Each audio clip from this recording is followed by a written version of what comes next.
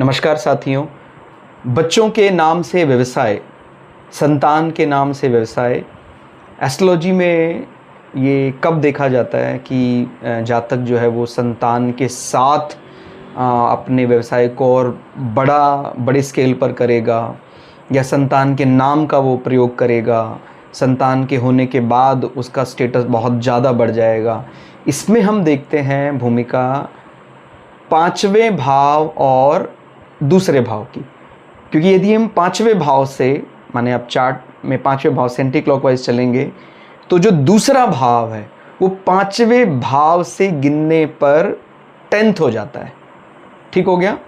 तो इसका अर्थ ये होगा कि यदि ये दोनों पांचवें भाव का स्वामी दूसरे भाव का स्वामी कंजॉइन हो जाते हैं तो वो धनयोग तो बना ही रहा है। आप समझते हैं पांचवें भाव का स्वामी लक्ष्मी त्रिकोणों में गिना जाता है और दूसरे भाव का स्वामी भी हम धन भाव मानते हैं।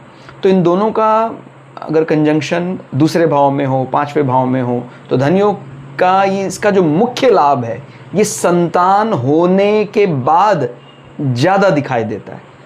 मतलब आप अपने बच्चों के साथ मिलकर अपने काम को, अपने व्यवसाय को और बढ़ा रहे हैं, उनके नाम का इस्तेमाल कर रहे हैं अपने बिजनेस में।